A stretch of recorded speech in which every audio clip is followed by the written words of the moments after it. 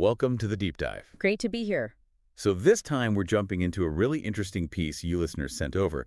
It's Jaime Hoerricks' Substack essay, The Cailleach Returns, Transfemininity, Dangerous Wisdom, and the Terror of Unwritten Womanhood. Yeah, it's quite a title. And the goal, like always with these dives, is to really get under the surface, right? Cut through the chatter and pull out those core ideas so you can get up to speed fast. Exactly. Understand what really matters in a source. And this essay, it's a mix, isn't it? Part personal reflection, part deep analysis. Looking at transfemininity using these old myths and archetypes, it offers a pretty unique view on gender and power today. It really does. Caught my eye immediately as something worth digging into. Yeah, definitely. So our mission for this deep dive, two main things really. First, let's try to get a handle on why the author thinks trans women are seen as such a threat by some people. Okay. And second, we need to unpack this concept the author talks about, sovereignty, specifically in relation to trans feminists. What does that actually mean here? Sounds good. It promises some maybe surprising angles, a fresh look at gender, for sure. Absolutely. Okay, so let's start with the central figure, the Cailleach. Who or what is she? Right, the Cailleach. So for anyone maybe not familiar, she's a major figure in old Highland traditions. Scotland, Ireland. Think the crone, the hag of winter. Okay. The one who shapes the land itself. Often shown as veiled, ancient, powerful, definitely untamed. And crucially, the stories always talk about her coming back. Her return. Her return, and that's the key link the author makes, right? This idea of return as a metaphor for now. Exactly. Hoerricks uses the Cailleach's inevitable return to talk about the persistence, the visibility of trans women today, especially in what the author sees as this moment of, upheaval, restrictive laws, debates about who gets to define womanhood. So it's like, despite everything they endure, like the Cailleach returning. Precisely. And this leads to the author's big question. What is it about the Cailleach? What power does she hold that still makes let's say, the established order uncomfortable? And the answer they propose has to do with her sovereignty. Yes. The core insight is that her sovereignty, her power, it comes from her. She defines herself. She doesn't need outside approval or definition. Ah, okay. And that connects how to trans women? Well, the author argues that trans women, just by existing authentically, they don't distort womanhood, they actually reveal its underlying structure. The scaffolding is the term they use. The scaffolding, like they show how it was built in the first place. Kind of. Yeah. By existing without asking permission, they inherently challenge this whole idea that gender is just some fixed, natural, unchangeable thing. That makes sense. It reveals the constructedness. Exactly. And the author points out the Cailleach exists outside those typical boxes we put women in. Yeah. The maiden, the mother, the muse. Right. She's the unwritten woman, as Hoerricks puts it. Can't be easily categorized, can't be controlled, especially not by male desires or expectations. That ties into something else the author brings up, Clarissa Pinkola Este's idea of the dangerous old woman. Oh, absolutely. Very similar archetype. That fierce, order woman who's done seeking approval, who speaks truth, who just refuses to be contained. A kindred spirit to the Cailleach, definitely. So if we look at the bigger picture, the fear isn't necessarily about femininity itself. That's the argument. It's not femininity per se because, patriarchal systems have often found ways to manage or co-opt certain kinds of femininity. The real fear, Hoerricks suggests, is of a femininity that escapes that control. One that can't be easily defined or owned or consumed. Exactly. A truth that just won't fit into neat narratives. So when the author says trans women expose the terms of the test, Yeah. they reveal that the test itself, the way womanhood is judged or defined, was never neutral to begin with. Precisely. It wasn't objective. And so the goal isn't just about passing the test as it's set up. It's about unmasking the fact that the test, the whole system, is a construct. Okay, I see. Which leads into this idea of trans feminists as a kind of quiet refusal. Yes.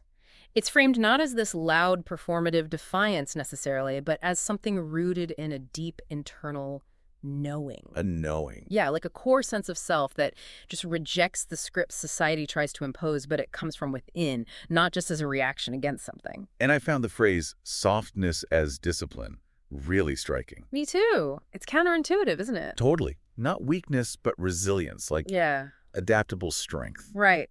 The author uses a Tai Chi analogy, redirecting force, flowing around obstacles, not just meeting them head on, bending without breaking, that kind of inner strength. Okay, and this all builds towards the author's concept of sovereignty in this context. Yes. And it's key that this sovereignty doesn't come from outside. Mm. It's not granted by the state or by social acceptance. It emerges from self-belonging. Exactly, from that internal knowing, existing authentically, whether or not the system, which might be designed to erase you, can actually see or validate you.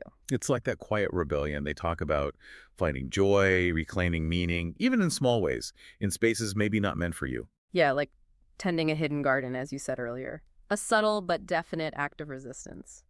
But then the author shifts gears a bit, talking about the opposition to this existence. They bring in Andrea Dworkin. Right. This is a crucial shift. Moving from thinking about, say, individual harm or prejudice to looking at systemic violence. Hoerricks argues that the power structures Dworkin wrote about often related to overt violence. Mm-hmm. Those same structures are now operating maybe more subtly through laws, policies, bureaucracy. So the tools of control have changed. Now it's administrative. That's the idea. Using legal codes, regulations, the language of bureaucracy to define womanhood very narrowly. And anyone who falls outside that narrow definition is rendered, well, fictional in the eyes of the system. Administratively erased. Yes. The essay uses this example of a fictional SAVE Act. It's a perfect illustration of how laws can be written specifically to deny legal recognition, and therefore sort of legal existence, to trans women. Erasure by paperwork. Wow. So the very act of a trans woman existing visibly, authentically. It does more than just express an identity. It reveals gender itself, as it's often enforced by society, as less about some deep essence and more about enforcement. Like pointing out the rules of the game aren't neutral. They're actively maintained. Exactly. It challenges the whole idea that gender is just this fixed internal credential you either have or you don't. Which loops back to the first question. Why the fear? Why are trans women perceived as such a threat? And the author's answer, compellingly, is that it's not because they distort womanhood. It's because they reveal that the dominant idea of womanhood is itself constructed, maybe even fragile. That's the scary part for those invested in the status quo. Precisely. The revelation that the categories aren't as solid as they seem. And the author suggests this fear isn't new. It has deeper roots. Oh, yeah. They connect it directly to those ancient, almost mythic fears. The fear of the crone, the witch, basically any woman who lived outside the prescribed roles. It's a fear of the narrative falling apart, the stories that keep things orderly. Exactly. Fear of the dissolution of the narratives that maintain compliance. I love the imagery the author uses, trans women carrying the storm of the Cailleach. It's powerful, isn't it? This force of reckoning, clearing away the old stuff, the falsehoods, to allow for something new. And importantly, the author notes, this storm isn't always loud rage. Sometimes it's just the quiet power of authentic existence. Just enduring becomes defiance. Absolutely. Staying true to that inner knowing, that sense of self, despite all the pressure, despite attempts at erasure.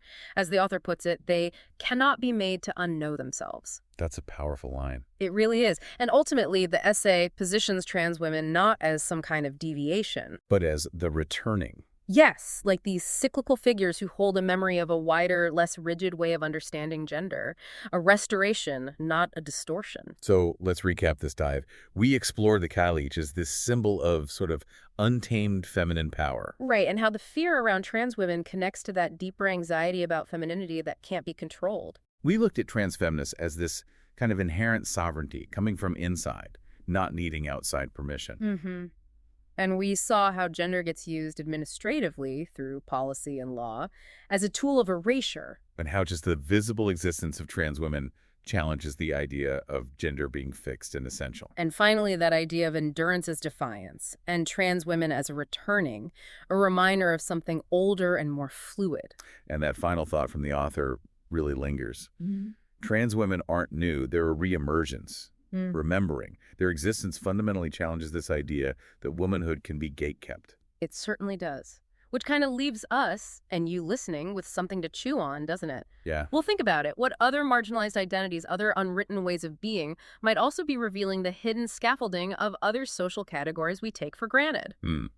Where else do we see echoes of this Cailleach energy today? Those people or forces that kind of shake up our comfortable stories, maybe point towards necessary change. Exactly. Something to think about.